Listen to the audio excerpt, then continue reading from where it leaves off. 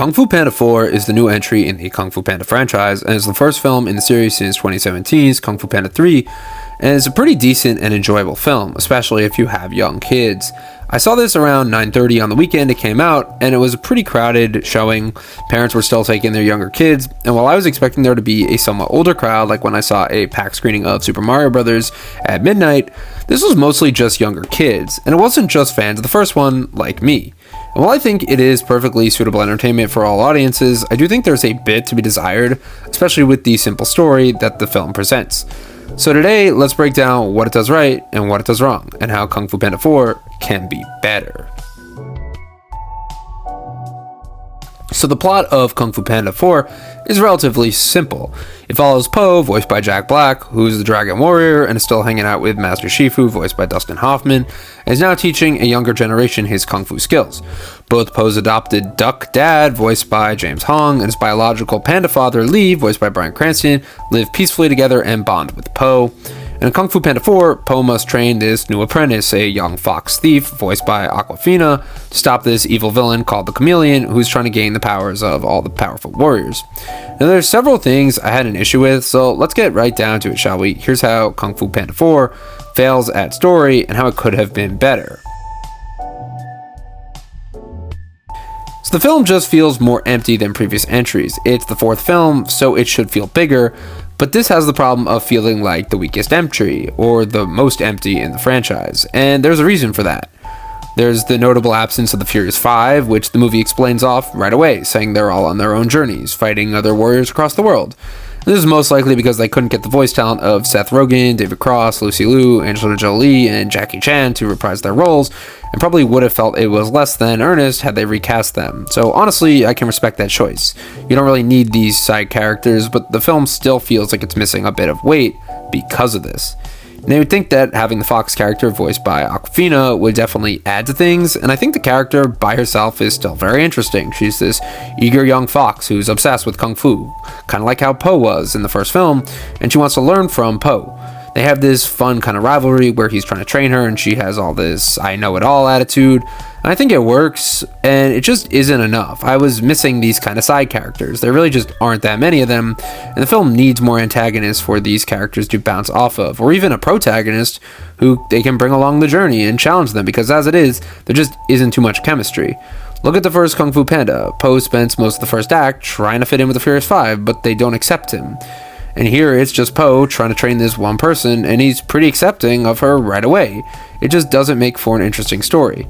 Whereas if we had several characters trying to prove themselves or trying to rival Po, it might have added more of a hurdle or more of an obstacle. But here it's just relatively straightforward, and it's just not that interesting.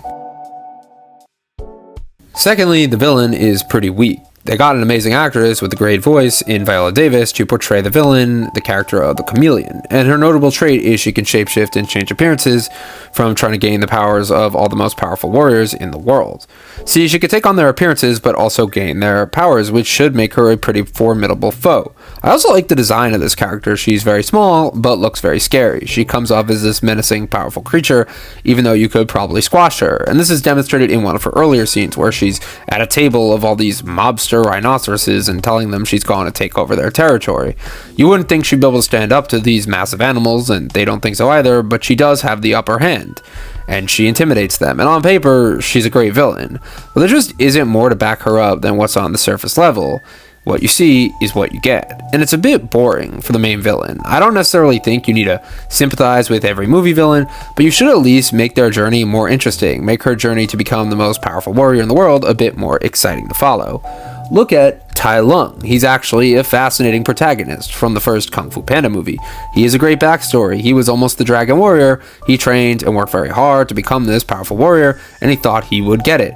But right before that could happen, Master Shifu saw the dark side that Tai Lung had and said he could not hand him the title. So understandably, Tai Lung was pretty pissed off. He went into a rage, became a furious villain, attacked the city in vengeance, and was locked into a deep prison where he escaped, which is still one of the most badass escape sequences in an animated movie. But what I'm getting at is Tai Lung has purpose. He's actually a very interesting character. His arc makes him a quest as a villain in this journey is interesting to watch, whereas the Chameleon just isn't that interesting. She has a cool trait where she could take over the character's personas and tries to take the powerful qualities from them, and that's it.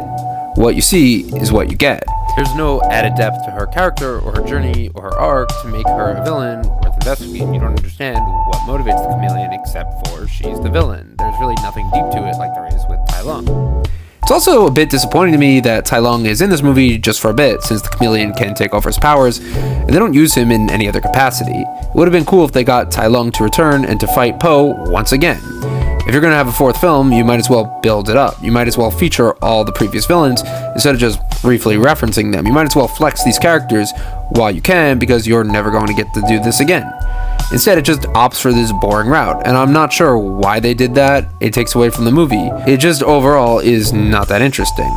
If you are making the fourth film, as I said, you might as well go big or go home, and this movie just chooses to be simple, and I just really wish they had done something better with this plot.